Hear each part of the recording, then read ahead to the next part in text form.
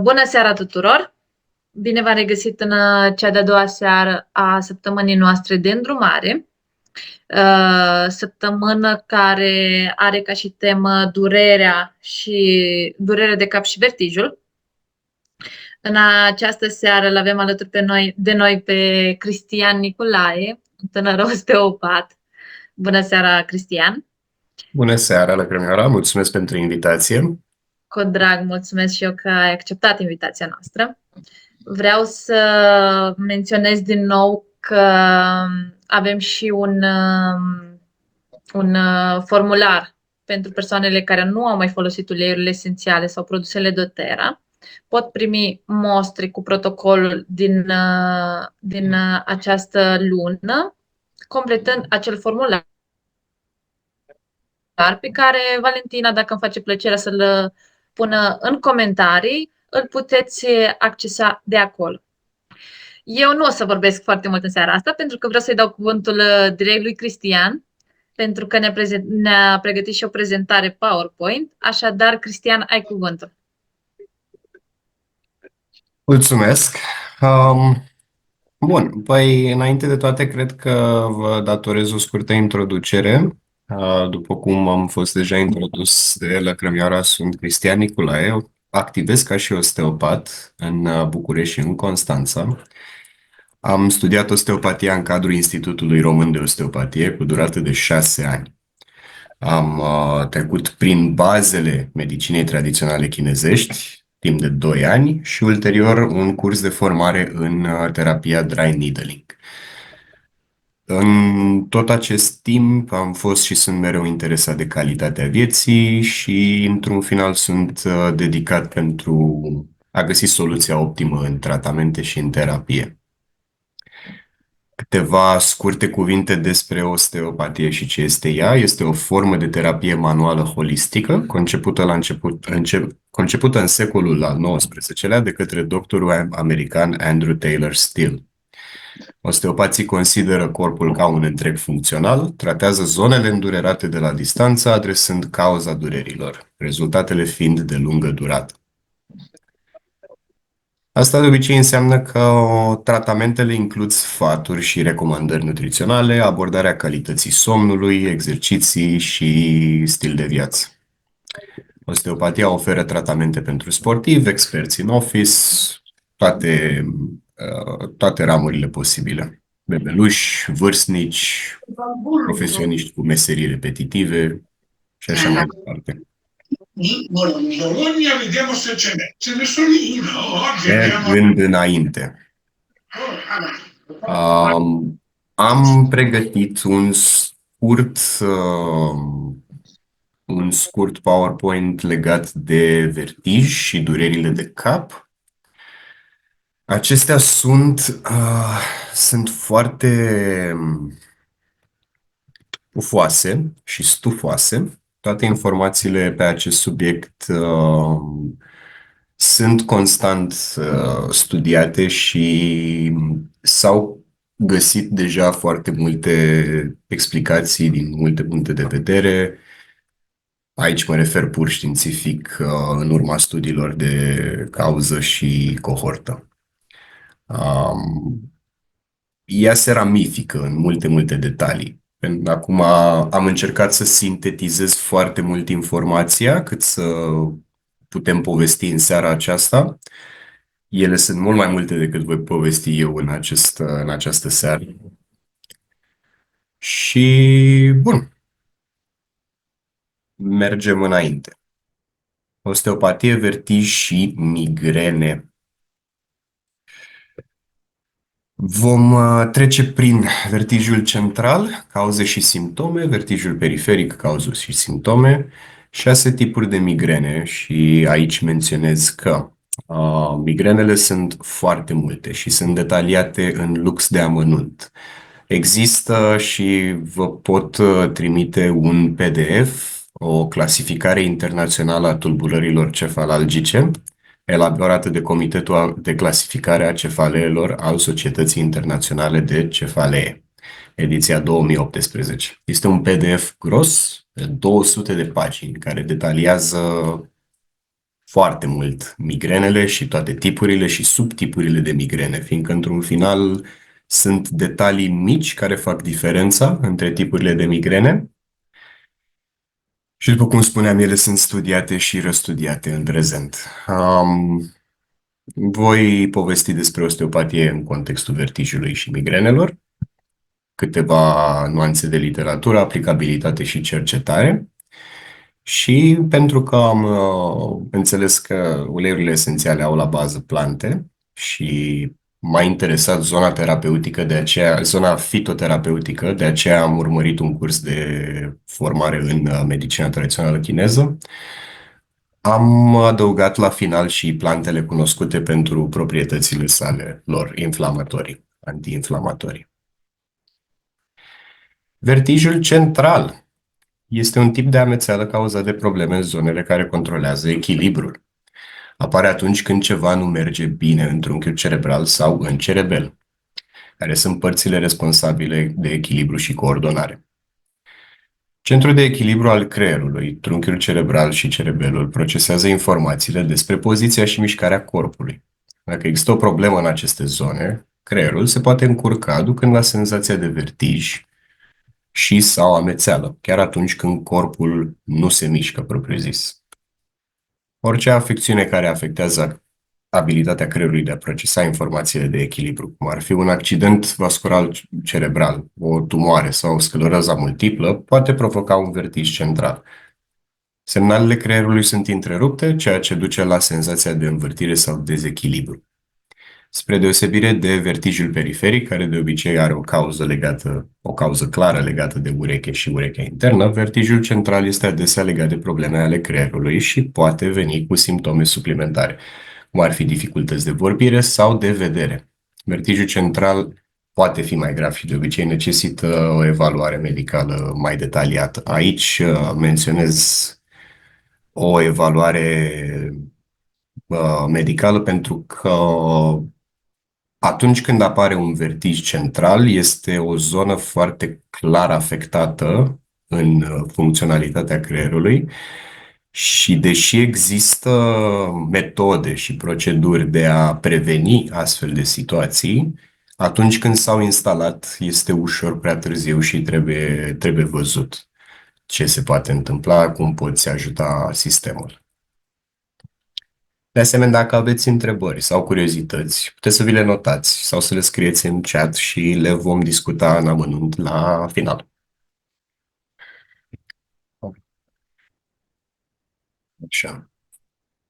Cauzele vertijului central. Un accident vascular cerebral sau un atac ischemic tranzitoriu, de exemplu. Asta presupune că fluxul sanguin este redus la nivelul trunchiului cerebral sau al cerebelului. Deseori este însoțit de simptome precum slăbiciune, vorbire neclară sau probleme de vedere. Migrena vestibulară este o variantă de migrenă în care vertijul domină sau însoțește alte simptome de migrenă. Episoadele pot dura de la câteva minute la câteva zile și pot apărea cu sau fără dureri de cap. Scleroza multiplă este o afecțiune autoimună care într-un final deteriorează teaca de mielină. Dacă teaca de mielină este deteriorată la nivelul creierului sau chiar și în modul spinării, poate perturba căile vestibulare. Este adesea asociată cu simptome de amorțeală, tulburări de vedere sau slăbiciune musculară. Asta depinde și unde este instalată scleroza multiplă.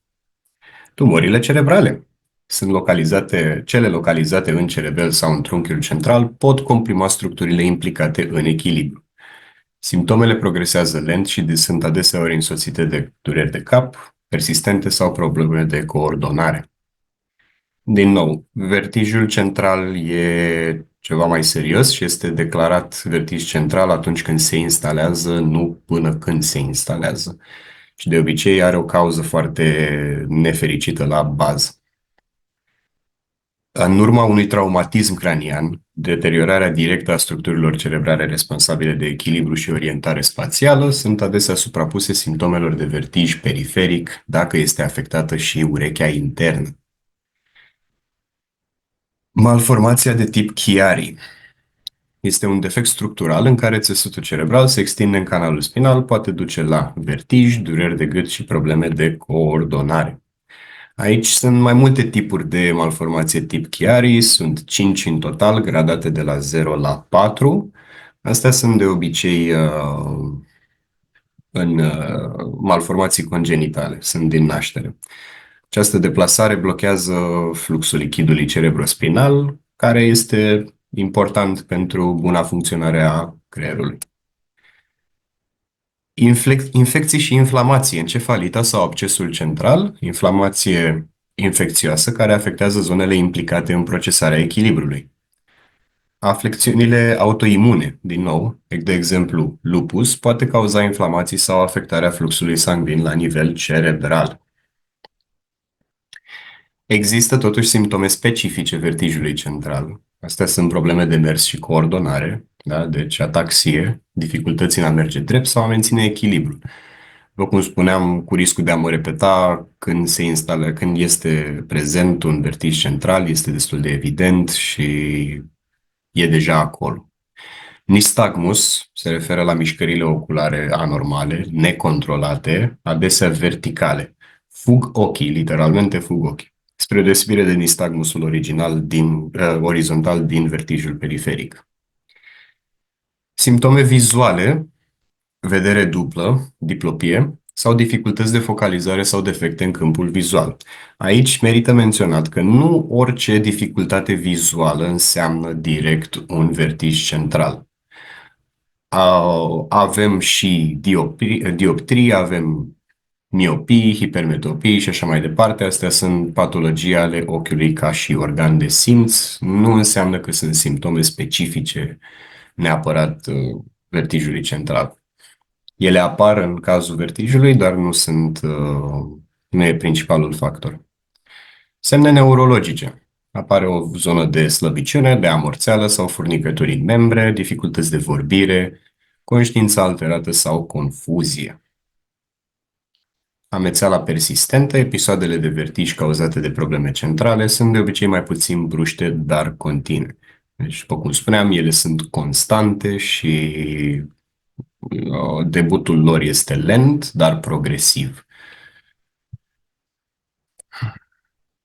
Vertijul periferic. Aici este o zonă unde putem vorbi, putem presupune, putem veni cu tot felul de tratamente, fiindcă aici este mult mai accesibil pentru toate terapiile. Este un tip de amețeală cauzată de probleme la nivelul urechii interne sau al mecanismului de echilibru situate acolo. Acestea apar atunci când structurile din urechea internă responsabile cu detectarea mișcărilor sau ale poziției nu funcționează corect. Urechea internă are componente mici, canalele semicirculare și otolitice, care ajută creierul să înțeleagă poziția corpului în spațiu. Ele detectează mișcări precum înclinarea capului, rotirea sau accelerarea. De obicei, dacă ceva interferează cu aceste organe, cum ar fi o inflamație, o acumulare de lichid sau alte probleme, creierul se încurcă și crede că ești în mișcare, când de fapt nu ești în mișcare. De aici și amețeala și impresia că se învârte casa sau că fuge pământul de sub tine. Spre deosebire de vertijul central, care implică probleme ale creierului, vertijul periferic provine din probleme ale urechii interne. De obicei are o cauză mai specifică și identificabilă. De-aia îl face mai tratabil prin alte feluri, alte terapii și alte surse. Cauzele vertijului periferic. Aici vorbim de vertij paroxistic pozițional benign sau VPPB. Este cea mai frecventă cauză a vertijului. Cu asta mă întâlnesc foarte des și în cabinet. E des întâlnită. Din fericire și sper să fie cazul mai des, dacă vă veți întâlni cu vreun tip de vertij, ăsta să fie același și e totul bine. E ușor de identificat, să zic așa. E declanșat de obicei de mișcări bruște ale capului, de întinderea pe pat sau rotirea în pat. Asta pentru că atunci când micile cristale de carbonat de calciu se desprind din poziția lor normală, din urechea internă și se deplasează prin canalele semicirculare, atunci când te întinzi în pat sau te rotești brusc sau faci mișcări bruște ale capului, apare, e considerat un declanșator. Din nou, pentru că aceste mici cristale sunt deplasate. Episoadele pot dura de la câteva secunde până la câteva minute, uneori chiar și o oră. Am auzit și de așa ceva, mi se pare groaznic să treacă ca om prin amețele atât de puternice și dă mult peste cap. Nu mai are sens în acea oră sau în acel debut. Boala Meniere, o afecțiune cronică implicând o acumulare anormală de lichid în urechea internă. Cum spuneam, acumularea de lichid, inflamațiile sau alte probleme. Simptomele ei sunt episoade de vertij care durează de la minute până la ore, pierdere de auz, tinnitus, acel țiuit în ureche și senzație de plenitudine în ureche. Și asta e ca atunci când mergi la mare și ai apă în ureche. Asta e senzația de plenitudine în ureche. Cel puțin similară, evident.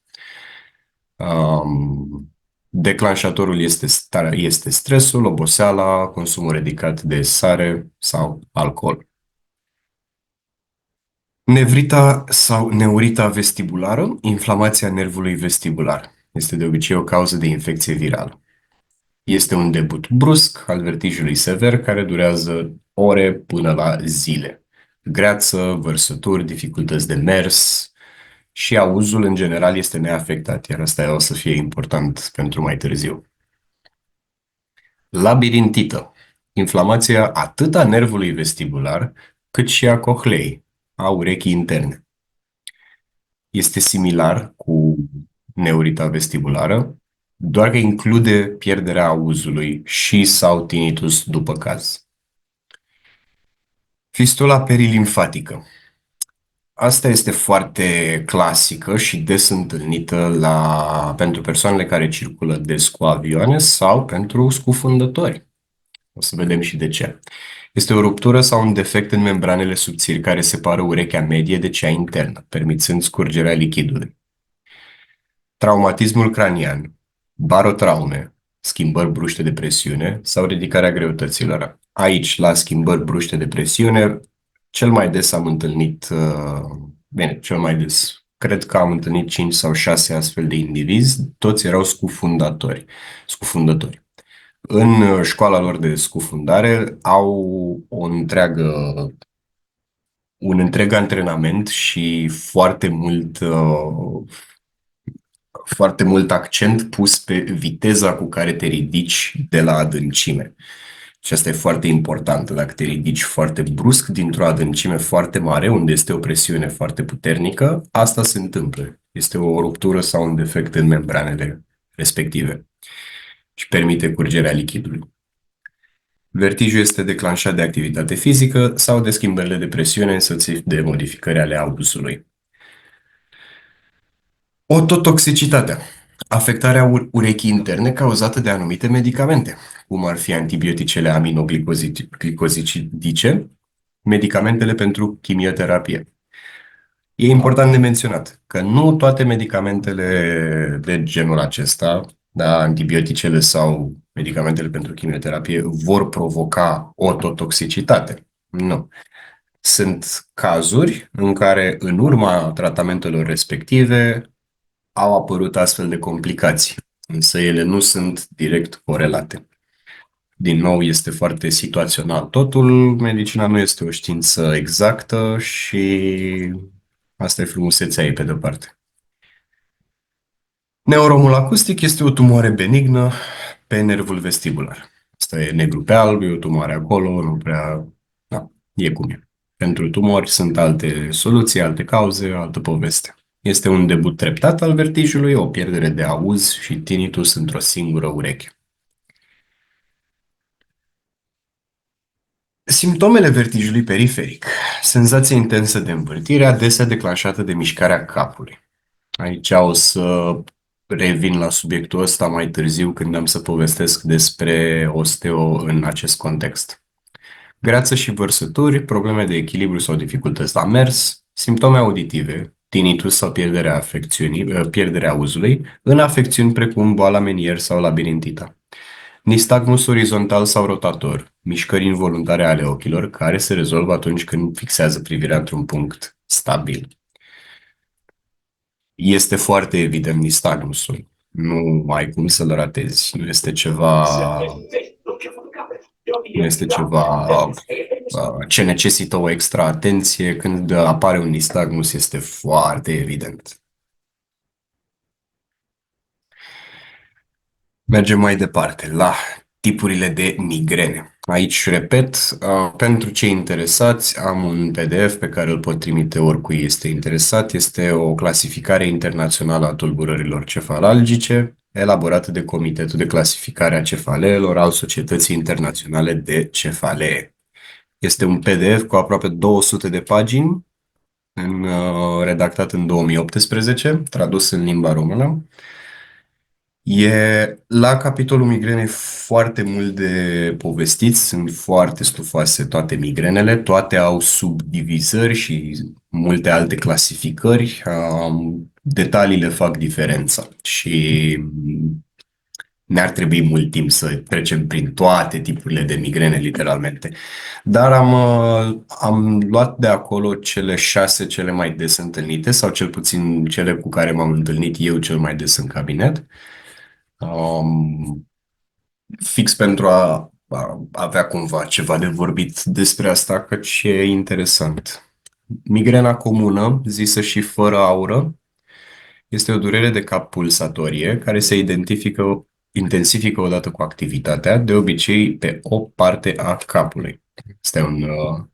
E un simptom important și de obicei când aud dureri de cap pe o parte de tip pulsatoriu, mă gândesc la ce pulsează în corp, inima sau venele. Deci o zonă circulatorie, deci o zonă de inflamație. Este cel mai frecvent tip, afectând majoritatea persoanelor care au trecut vreodată prin episoade de migrene. Factorii declanșatori este stresul, cam întotdeauna este stresul, privarea de somn, da? Somn puțin, neregulat, întrerupt, o întreagă poveste, mesele neregulate sau expunerea la iritanți senzoriali. Astea sunt de obicei lumini puternice. Dacă ați fost la concerte în urma muzicii foarte puternice, lumini multe, poți să ai astfel de dureri de cap a doua zi. De-aia este cea mai comună. Trăim într-o societate în care suprastimularea receptorilor și senzorilor este la ordinea zilei.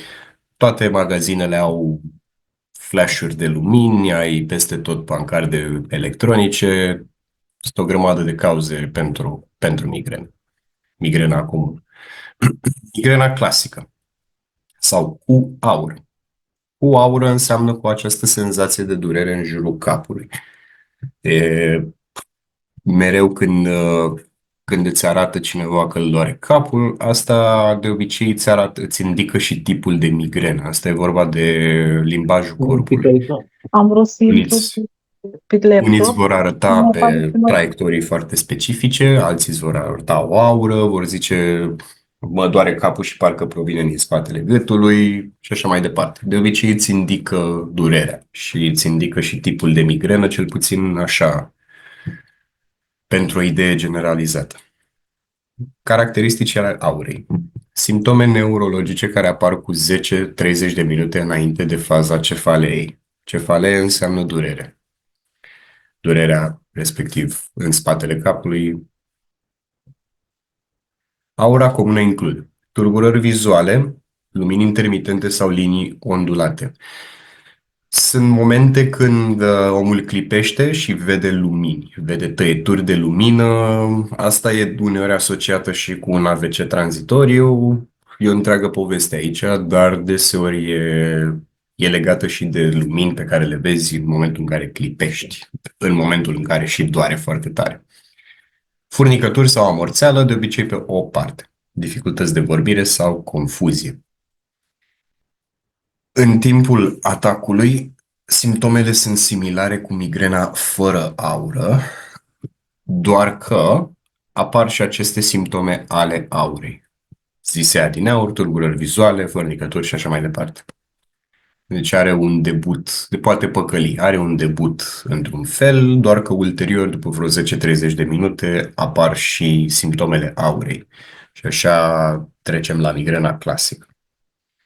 Sunt multe subtipuri, Sunt multe subtipuri ale aurei și ale durerii migrenei cu aură.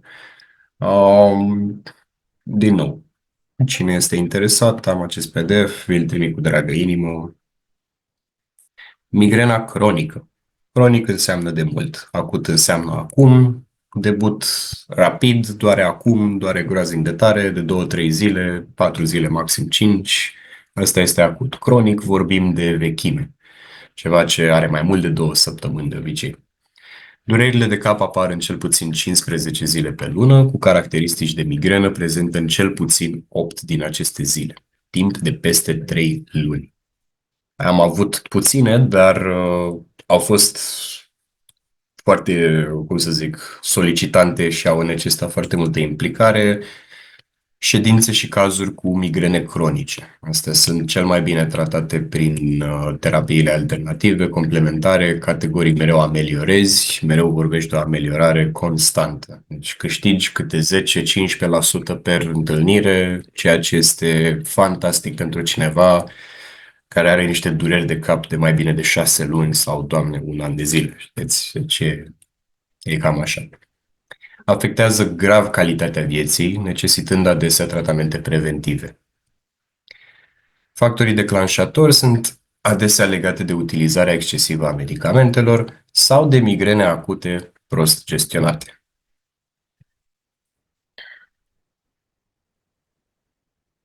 Migrena tăcută are un aspect unic. Toate simptomele aurei apar fără durere. Asta e mai rar întâlnită. Din nou, este în zona de mici detalii care fac diferența. A meritat să o trec aici, deoarece vă poate păcăli și m-a păcălit și pe mine când pacientul prezintă un anumit tip de migrenă și în urma întrebărilor ajungi la concluzia că este un anumit tip de migrenă și ulterior afli că este cu totul altul. În mai toate aceste feluri de migrene, toate se manifestă cu tulburări vizuale, amețeli, vertigi, dificultăți de vorbire. E mai frecvent la adulți în vârstă sau de obicei la cei care au trecut deja prin migrene cu aură. Mergând mai departe, sunt două migrene care apar ca și consecință ale altor tulburări sau altor situații. Migrena menstruală.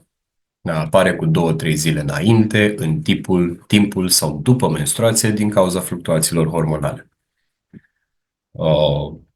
Știți mai bine decât mine cum se simt aceste migrene, când se întâmplă și e o întreagă poveste acolo. Mergem mai departe. Migrena abdominală afectează în principal copiii cu vârste între 5 și 9 ani, deși și adulții o pot experimenta. În ambele aceste migrene, în ambele aceste cazuri, nu este principala durere, nu este cel mai proeminent simptom. Altele sunt mai importante, altele sunt mai evidente decât durerea de cap. Astea pot apărea ca la pachet, cumva. Durerea abdominală centrată în jurul umbilicului, greață, vărsături, pierderea apetitului și durerea ușoară de cap. După cum spuneam, vine la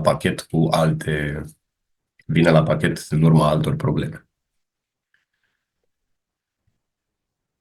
În contextul vertijului și migrenelor, osteopatia, tratamentele, terapiile manuale, orice terapie care vizează corpul și fizicul, și aici cred că include și uleiurile esențiale, restabilirea echilibrului în sistemul nervos este foarte important.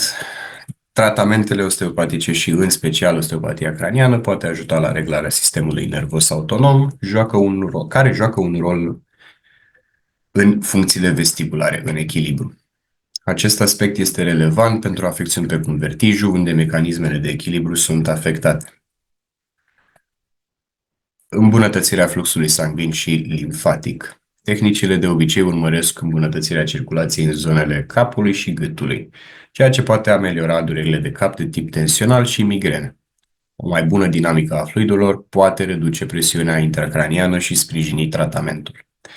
Și din nou, astea nu sunt limitate numai la osteopatie, orice terapie manuală care are astfel de tehnici sau în urma cărora astfel de beneficii pot apărea sunt binevenite și chiar încurajate în tratamente.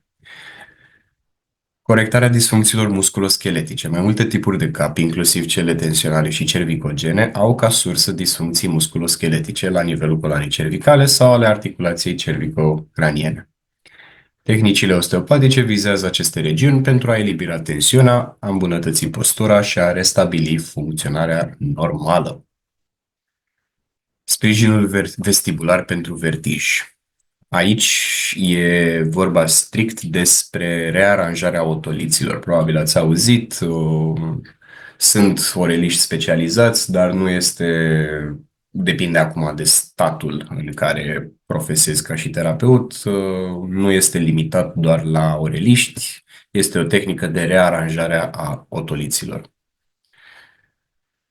În cazul vertijului periferic, osteopatia se concentrează de adesea pe corectarea disfuncțiilor în zona gâtului și craniului, care pot afecta nervul vestibular și sau urechea internă.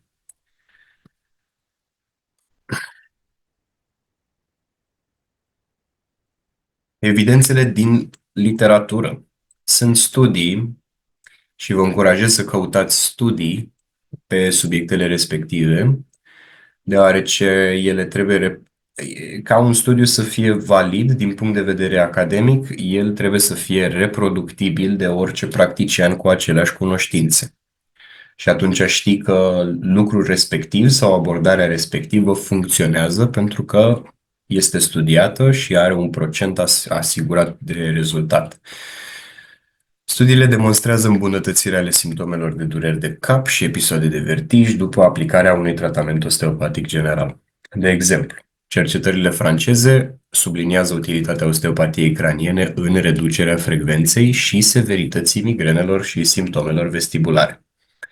De asemenea, este remarcată ca o completare eficientă a abordărilor medicale tradiționale. Asta, din nou, apropo de rearanjarea otoliților de zona de oreliști.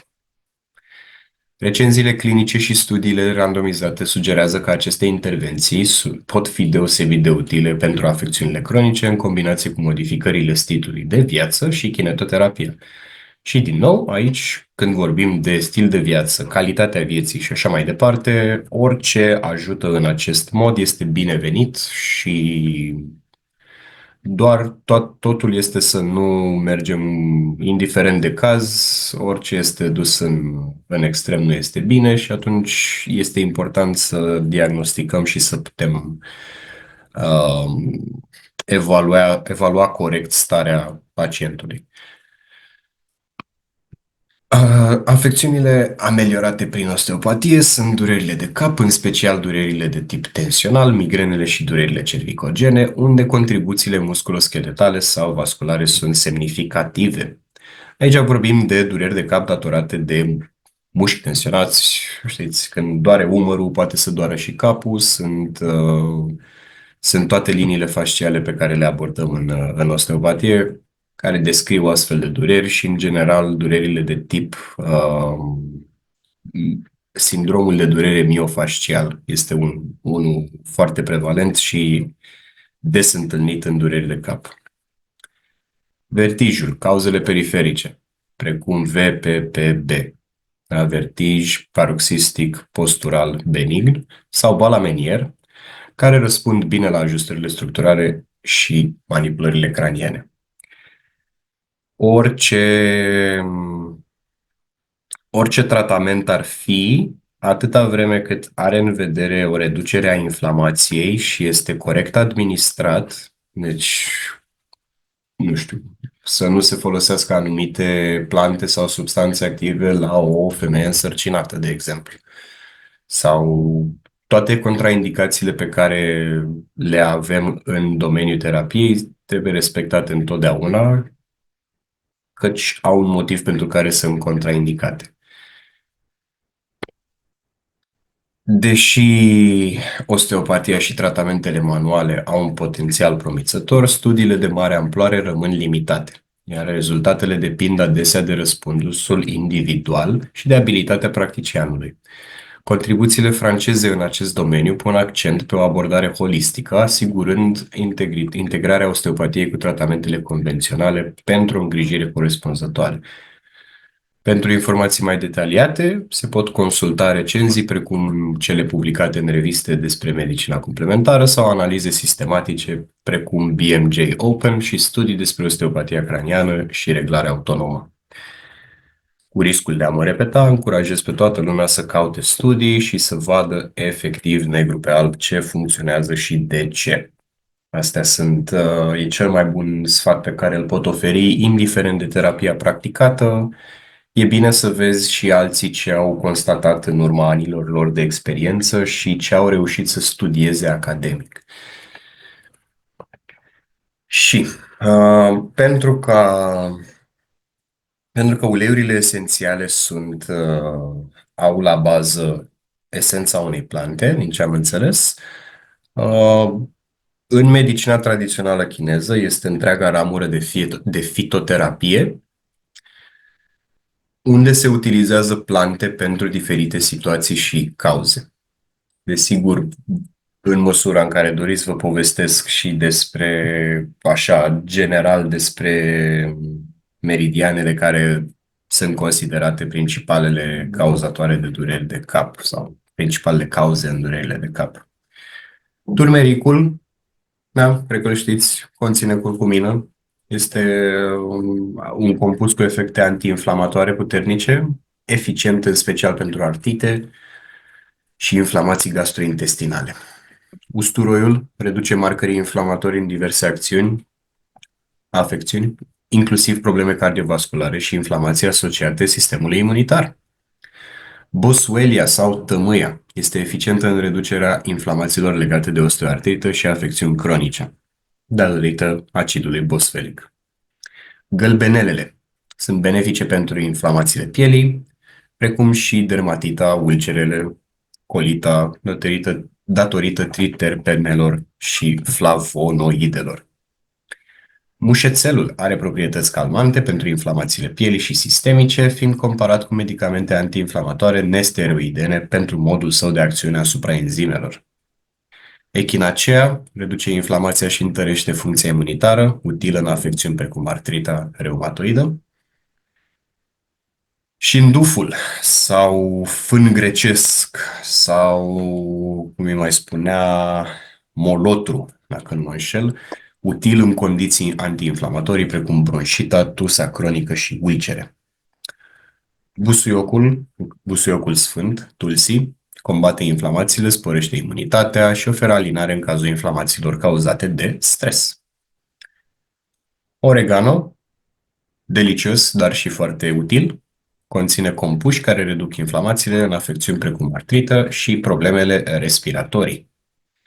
Roinița, probabil știți de ea din toate ceaiurile și cum crește peste tot în zonele de câmp, membra familiei mentei, ajută la reducerea inflamațiilor cronice și a simptomelor asociate. Aceste plante pot fi consumate sub formă de ceaiuri, suplimente sau aplicate topic, deci aplicate local, în funcție de afecțiune, pentru rezultate optime și siguranță, mai ales în cazul afecțiunilor cronice, este totuși recomandat consultul unui specialist în plante înainte de utilizare, unui fitoterapeut sau naturopat sau depinde, după caz, tot felul. Bun, am trecut am trecut prin vertij, cauze, simptome, prin dureri de cap, migrene, am povestit despre cât de stufos este subiectul migrenelor. Dacă aveți dureri în mod deosebit, e un moment foarte bun. Am să încerc să vi le răspund în maximul capacităților mele. Mulțumim foarte mult, Cristian. Repet și eu, dacă este cineva care dorește să afle ceva de la Cristian, să-l întrebe ceva, dacă se confruntă cu dureri de cap sau cu vertij, puteți să lăsați întrebările sau pur și simplu să vă deschideți microfonul și să vorbiți. Cristiana, am să încep eu, pentru că am sesizat o oarecare, nu anomalie, aș putea spune, ceva în rutina mea zilnică, și anume, atunci când somnul meu, de exemplu, nu este odihnitor, am o noapte cu gânduri, cu una, cu alta și nu e ok, nu dorm ok. Asta în cazul în care nu, folosind uleiurile esențiale, categoric încerc să fac prevenție și rutina zilnică pentru mine este foarte importantă, dar am observat că atunci când nu sunt consecventă în rutina mea zilnică, ca și aromoterapeut sau uleiurile esențiale, într-adevăr, pe parcursul zilei, exact cum ai menționat tu, durerea asta de cap ca o aură, ceva ce mă învăluie, cum s-ar zice, nu pot să o descifrez dacă e pe partea stângă, dacă e pe partea dreaptă sau dacă e un vertij care mă învăluie total.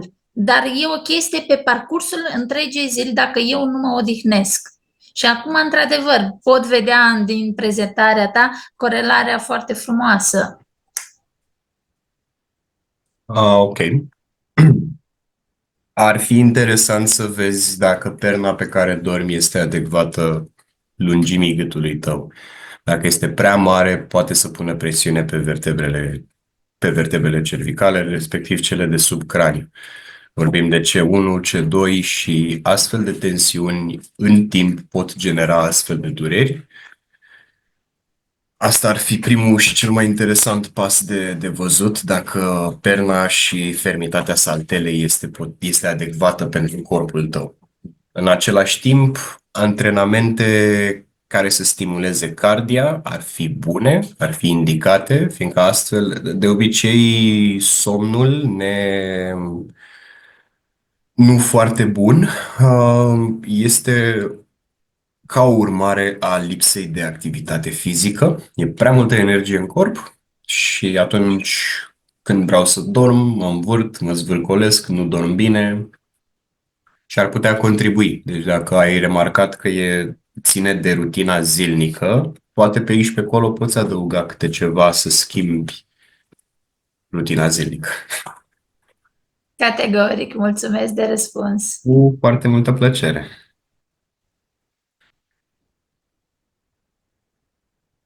Dacă mai este altcineva care are întrebări, Răspund cu dragă inimă. Bună seara! Bună seara!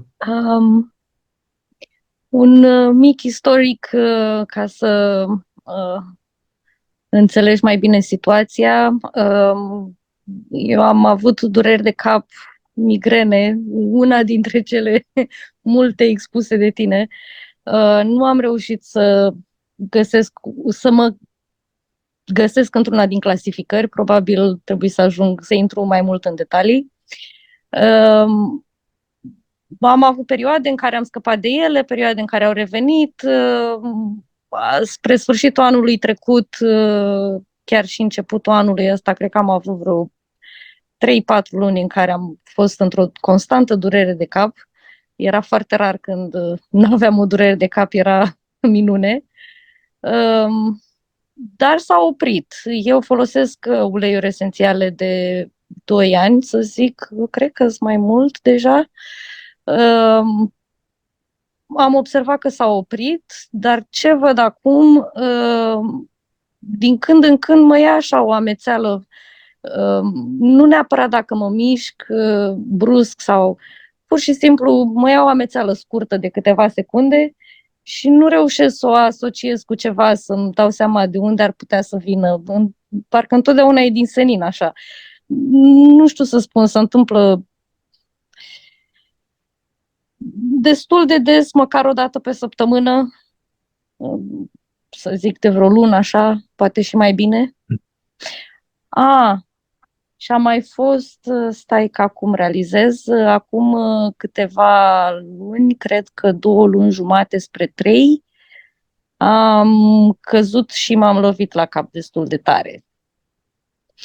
Am fost la medic, mi-a făcut un examen neurologic să vadă dacă este ceva afectat. Nu a fost nimic afectat, pe moment, bineînțeles, a fost durerea și amețeli și era normal, dar mi-am revenit. Acum văd că din când în când mă ia așa o scurtă amețeală de câteva secunde și Căzătura asta a fost înainte sau după episodul de dureri de cap cronice? după. Durerile După. de cap cronice se întâmplă cam de pe la 10 ani, așa. Și în perioada de ce ai zis că ai început să utilizezi uleiurile esențiale și ulterior s-au ameliorat considerabil durerile de cap. Da, În acea perioadă a fost și căzătura? căzătura a fost acum vreo 2-3 luni. Și de atunci nu, am avut atunci pe moment câteva zile dureri de cap când mă gândesc că era normal, dar apoi n-a mai fost nicio problemă. Durerile de cap în primă fază, acum vreo 4 ani, am folosit un medicament, un antidepresiv care a fost exagerat de puternic, nu mai mi-aduc aminte cum se numește. Mi-a fost dat de medic, l-am luat, n-am știut ce iau, practic m-a ținut într-o stare timp de 1 an de zile am fost ca și cum aș fi fost drogată, efectiv. În momentul în care l-am oprit, din momentul ăla n-am mai avut dureri de cap, de niciun fel. Apoi, la vreun an jumate, 2, au început să apară iarăși mi s-a dat antidepresiv, am reușit să-l opresc, dar între timp am început și cu uleiurile și am rămas doar pe uleiuri. Nu mai iau niciun fel de medicament de 2 ani de zile. Foarte rar, dacă am vreo durere de cap și trebuie să fac ceva în ziua respectivă, atunci iau paracetamol doar așa ca să ameliorez un pic și să pot fi funcțională. Ea ameliorează paracetamolul? Da.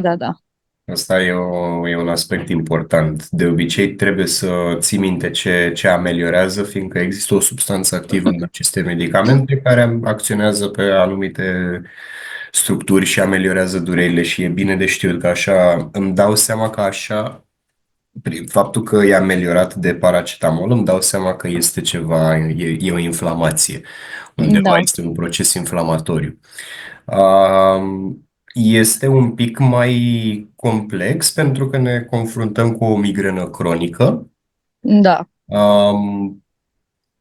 Categoric căzătura a contribuit la episoadele astea de amețeli și dureri de cap. E important în momentul în care simți amețelile respective să vezi dacă ai și dureri de cap asociate. Pentru că dacă nu sunt asociate dureri de cap. Nu, ok. E posibil ca otoliții să fie deranjați și atunci un consult la urechea internă ar fi un prim pas să excluzi o mare de posibilități.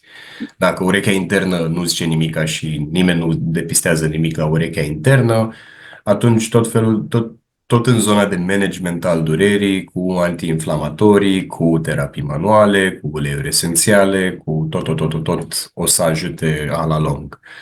Dar asta ar fi un prim pas cel mai important, să excluzi posibilitatea dereglării otoliților printr-un consult pentru urechea internă. Chiar m-am gândit la asta în timpul prezentării când ai menționat de urechea internă, m-am gândit și la varianta asta, pentru că la scurt timp, să zic la 2 săptămâni jumate după căzătură, de fapt, după căzătură la o săptămână am avut un zbor de 6 ore. La zborul ăla n-am avut nicio problemă, în schimb la întoarcere 2 săptămâni mai târziu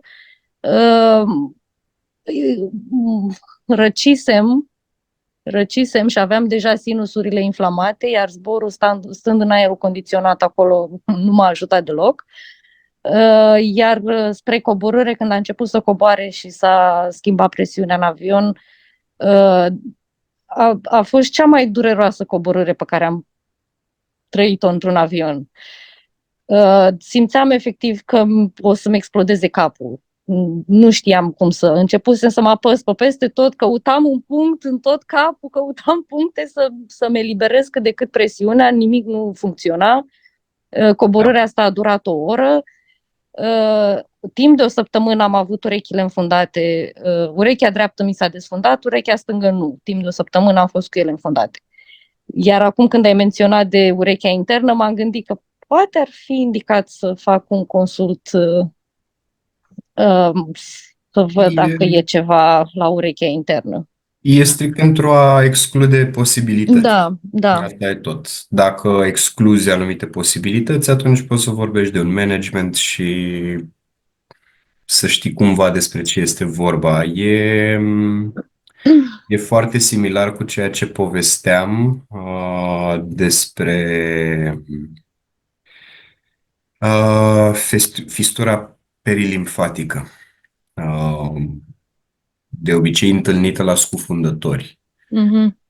Și o schimbare bruscă în baroreceptorii noștri din cap, asta nu cred că e fisurat peretele dintre urechea internă și medie, însă cred că cu siguranță a fost forțat țesutul acolo un pic Clar, mai mult. clar. Deci și căzătură, mai pui și un zbor pe care l-ai simțit foarte ne la locul lui, cu o coborâre foarte bruscă, o schimbare rapidă în presiune. Capul nostru este totuși ca o bilă cu un vacuum de presiune înăuntru ca să țină lucrurile la loc și în momentul în care apare o schimbare de presiune, reglarea presiunii de obicei se face prin ureche. Și deci clar undeva la nivelul urechii interne ar trebui văzut. Ar fi primul și cel mai important pas. Ce presupune verificarea urechii interne? Se face vreo radiografie, vreun scan sau se poate vedea altfel? Dacă doctorul nu vede nimica cu lupa, de obicei se uită cu o lupă în ureche, generalmente. Am înțeles. Și dacă nu poate să vadă nimica așa, poate va ajunge și la astfel de recomandare, dar de obicei își cam dau seama destul de repede. Acum știți cum e, depinde de fiecare. Da, sper să primesc un răspuns cât de cât. Convins că o să găsiți o cale, nicio grijă. Da, super, mulțumesc frumos. Multă plăcere! Dacă mai sunt curiozități, sunt dispus să răspund cu dragă inimă, fără griji, fără frică. Nimeni nu mușcă. E ok. În chat nu văd să fie întrebări, doar dacă vă deschideți microfoanele. Dar dacă nu, Nu e nicio problemă. înseamnă că ai fost destul de clar. Informațiile pe care le-ai oferit au fost folositoare, sper eu, și totodată foarte clare, așa că lumea este destul de lămurită, să spun așa.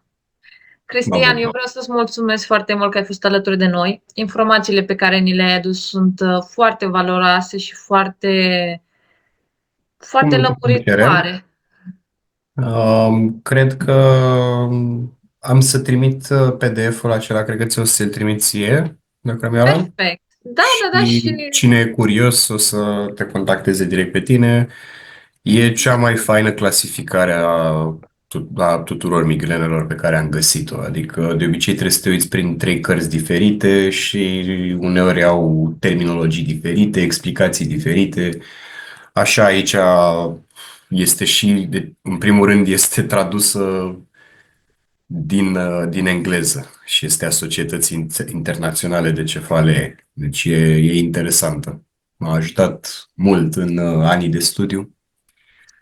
deci este neapărat de citit. Dacă există și varianta în engleză, o poți trimite și pe cea în engleză?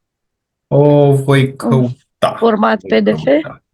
O voi căuta. Super, mulțumesc frumos. Asta mi-a fost trimisă de un prieten reumatolog în anul 2018, când a și apărut, înainte ca ea să fie publică pe net. Ulterior am început să o găsesc și pe net la căutări, la o simplă căutare găseam și pe net, dar mă uit și dacă o găsesc eu o trimit cu siguranță. Mulțumesc frumos! Cu multă plăcere.